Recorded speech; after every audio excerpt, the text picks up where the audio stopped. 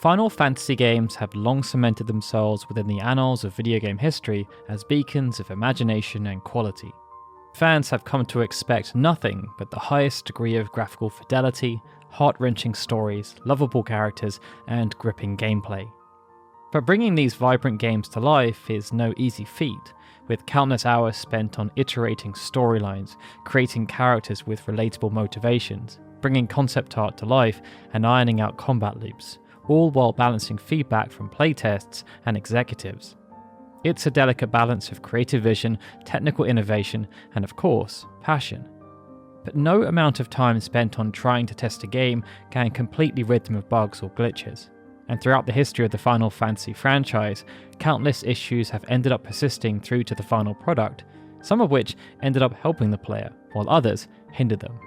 To that end, in this video we're going to run through 7 glitches that ended up becoming infamous amongst the fanbase. As usual, we're only going to include one glitch per game, and we're going to start off with a fun glitch around Aranea from Final Fantasy XV. Despite the relatively small role Aranea had in the game, the impact on the fanbase was quite extreme. Perhaps it was her confidence and loyalty, or perhaps it was because she, like many of us in the real world, refused to work off the clock. Either way, Aranea won over the hearts of many in her short time on the screen, so much so that she received an even larger supporting role in the episode Prompto DLC and was planned to star in her own DLC.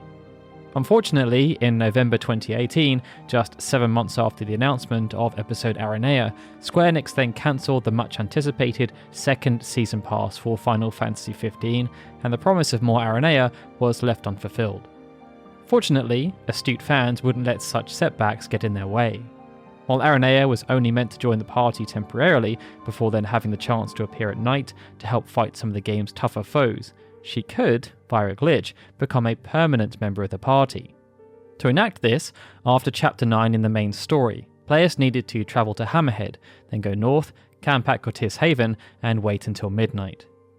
At midnight, Iron Giants could then be summoned by running northeast. Engaging in battle then triggered Aranea's arrival, after which players needed to run beyond the combat radius and out of battle. Returning to the rest point brought the party back to Cortis Haven, all while Aranea's ship remained in the area. Then, players just needed to choose to camp once Aranea jumped down from her ship. The next day, things would appear normal, but after reloading the latest autosave, Aranea became a permanent member of the party. While she wasn't able to level up, she also couldn't be killed, which was rather convenient. But oddly enough, Aranea also prevented Noctis from being able to fish, and it appears the only way to then remove Aranea from the party was to actually complete the game. While there appears to be mixed reports on whether or not this glitch is still able to be done, many mods have since been created for the PC version that would allow Aranea to be a permanent party member, which is a tad bit easier to accomplish than executing the glitch. Innovation is one of the largest driving forces in the creation of any Final Fantasy game. With 16 mainline titles and countless side projects, the developers have needed to find ways to create a unique experience for each game. And this has often led to a plethora of different battle systems, complete with armor and weaponry, and nuances designed to make players think outside the box. Final Fantasy VI was no different, offering 2 shields that have since become notorious amongst the fanbase due to their unusual properties: the Force Shield and the Cursed Shield. Despite being a physical shield that could be equipped, the Force Shield did not bolster physical defense. It instead provided plus 70 magic defense and plus 50% increase to magic evasion. Additionally, it reduced damage from the majority of elements by half and granted auto shell, with the wielder also able to learn shell at a much faster rate. The Cursed Shield, on the other hand, was very appropriately named. When equipped, the character became host to a number of status ailments, getting afflicted with Doom, Silence, Berserk, Confusion, and Sap, and becoming weak to all major elemental magic. But the Cursed Shield also decreased attributes too. There was, of course, a challenge posed, however.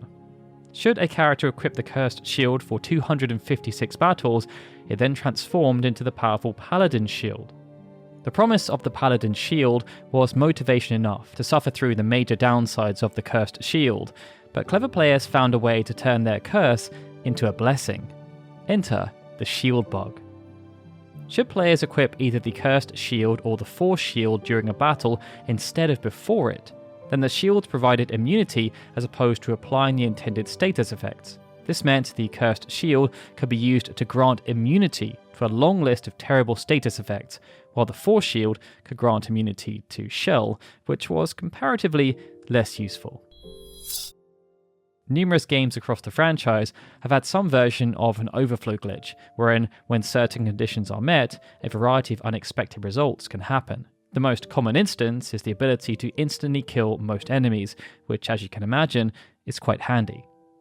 Final Fantasy VII was particularly notorious for this glitch. Without getting too deep into the programming side of things, the number of bit integers within an operating system determines the range of values that can be represented. These values easily cover the stats of characters, amount of gil on hand, and any other aspect of the game that can be assigned a numerical value, including damage output, which can far exceed other numbers. A number that falls outside of the ranges can result in unexpected outcomes due to the game's inability to interpret the data. If we can imagine a mechanical counter with 3 sets of numbers on rotating blocks that go through 0 to 9, then the max that counter can achieve is 999. But should the counter then be clicked one more, as a 4th block does not exist, the counter would either just stop at 999 or reset to 000. Video game code is a bit more complex than blocks with numbers on them, and so there is far more that can go wrong in this scenario. And the overflow glitch, as seen in Final Fantasy VII, occurred when a character exceeded the maximum amount of damage the game had set for any attack. In its confusion, the game then automatically killed the enemy, with the exception of Ruby Weapon due to its extremely high defensive stat. All party members within the game are capable of triggering the overflow glitch, though most require extremely specific conditions such as luck, critical hits, consuming hero drinks, and so on. The 2 exceptions to this are Vincent Valentine and Barrett Wallace, due to the nature of their ultimate weapons, the death penalty, and missing score. In Vincent's case, the death penalty became stronger the more enemies it killed, with the maximum capped at 65,535. But upon passing 65,408 kills, Vincent could trigger the damage overflow glitch. For Barrett, the missing score became more powerful when equipped with materia that had high AP. A mastered Knights of the Realm materia had the highest AP possible in the game, so to trigger the damage overflow glitch, multiple mastered Knights of the Realm materia needed to be equipped alongside maxing Barrett's attack stat. To meet either of these conditions required a lot of time and effort, but upon doing so, both characters felt like an unstoppable force. Now, as beloved as the Final Fantasy franchise is, fans may feel they have to commit a certain amount of time to level grinding to get their heroes to the end of their stories. It's a facet of most role-playing games, not just Final Fantasy, but it goes to show how vast and rich the worlds with any given game are, as the journeys can feel quite daunting at the start until you level your characters up and everything becomes a lot easier. It's no surprise then that players have found shortcuts to help them on the way and speed up this process.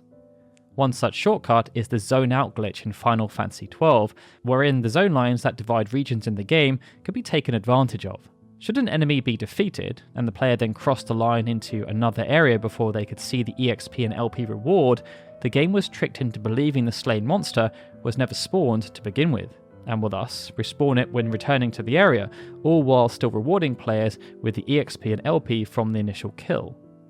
While that doesn't appear to be all that different from traditional level grinding, the zone out glitch could be used to farm rare game enemies, whose rewards were more bountiful. This could be further exploited due to the enemy chain mechanic, which rewarded players for killing enemies of the same genus. 2 rare game enemies in particular, Dustia and Helvenek, have become nearly symbiotic in nature with the zone out glitch, and for good reason. Dustia resided in the Corridor of Sand in the Dalmasca Wester Sand, and only spawned in when at least one member of the main party had less than 10% of their maximum HP, rather appropriate given its overall Grim Reaper aesthetic. And much like the Grim Reaper, Dustia was undead, which meant to defeat it just needed a single Phoenix down for a quick fight, and an even quicker way to amass large amounts of EXP and LP early on in the game. Those who progressed further along in the main questline may be interested then in the Helvenek, a nightmarish steed which could be found in the necroll of Nabudis. It had a very rare chance of dropping the much sought after Grand Armor, the strongest armor in the game.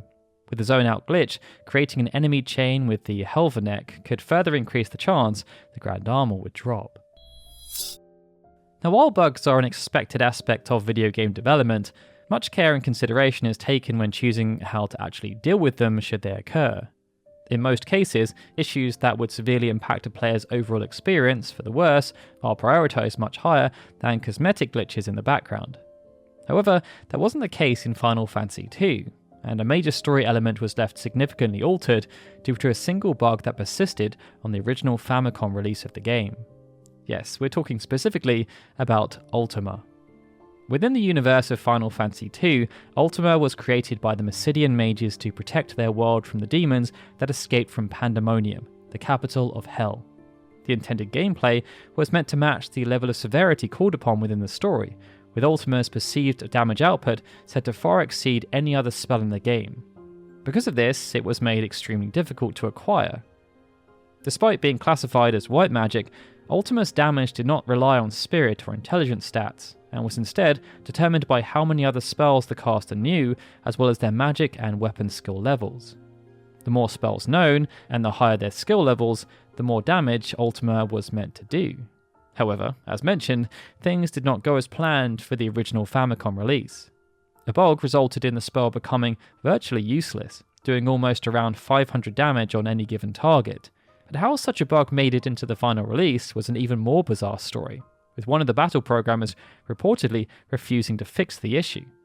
When challenged, they posited that the bug simply mirrored real life, as it was feasible that an ancient spell could appear underwhelming to a modern crowd. The letdown after spending so much time acquiring the spell was then said to be another facet of the more realistic interpretation of the story. Sakaguchi attempted to have the bug fixed by another programmer, but this was not possible. The original code was ciphered by the programmer, leading to many frustrated gamers and staff members.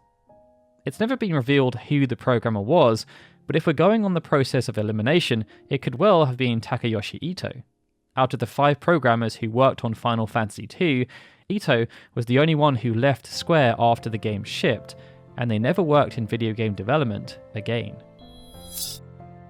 Among the many ways glitches can manifest, it's fairly common to run into some form of item duplication glitch, especially in the early eras of gaming. And unsurprisingly, they've proven quite popular with players.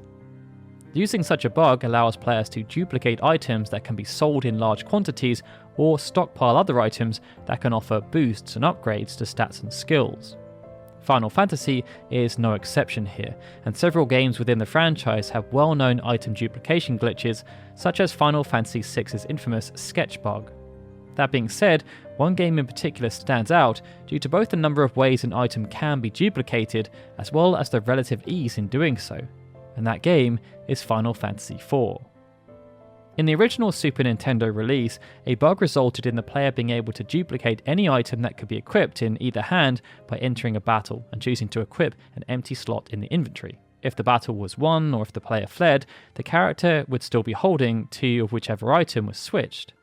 This bug could then be exploited to duplicate even rare or unique weapons such as the legendary Crystal Sword. While this alone was a good way to acquire gil through selling duplicates, it had the added benefit of supplying a healthy stock of ammunition for Edge, who had the throw ability and could therefore treat swords like consumable projectiles. In a normal playthrough, any weapon thrown by Edge could not be retrieved and was therefore lost to the player. Careful consideration had to be taken to balance the potential pros and cons of using such an ability, as swords did not grow on trees. But with the item duplication bug, they could appear in your inventory multiple times. Then, there were the 65,536 anything glitch and the 255 anything glitch, both of which were a little more complicated, but nonetheless resulted in either of the aforementioned quantity of items. Regardless of the methods used though, early fans of Final Fantasy IV found various ways to exploit this kind of bug and make their playthroughs a lot easier. That then brings us on to an iconic bug from the original Final Fantasy. Programming is a precise discipline, but it's also very literal, and seemingly innocuous errors can lead to disastrous results, as seen throughout this video. In every entry we've featured thus far, it was a mistake or oversight in the code of the game that caused their respective glitches to happen, which makes our last glitch all the more interesting. The intelligence stat in both the Famicom and the PlayStation releases of the original Final Fantasy did not do anything. This meant a spell cast by a character with low intelligence performed the same as one cast by a character with high intelligence. It was, for all intents and purposes, useless. But that was not the intention. Unlike the previous entries in this video though, this glitch wasn't the result of the game being unable to handle unexpected numbers, nor was it a developer insisting on a creative interpretation of the game's story to avoid making changes. Instead, it was a complete oversight. None of the lines of code in the game referenced intelligence, other than the number increasing when leveling up. Nothing tied the magic stat to any kind of functionality, and so it was technically working correctly, just not as intended. This was later fixed, but it's a testament to the original accidental design that in spite of this oversight, the game still felt finely tuned and well balanced to players, irrespective of which jobs they chose at the beginning of the game.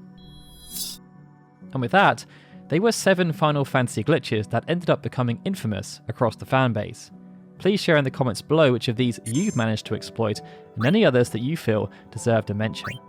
And of course, if you enjoyed this video, feel free to hit that like button and subscribe for more. Alright everyone, with that, this is Darryl signing out. As always, I'd like to give a big thank you to all of our Patreon and YouTube membership supporters, especially Benjamin Snow, Christopher Gardner, Christopher Milstead, Cody Keith, EXP Required on YouTube, Gregory, Nate Hancock, and Zukin TDK, who are super special Onion Knight supporters, and of course a big thank you to everyone for watching this video. I'll see you all again soon for more Final Fantasy goodness.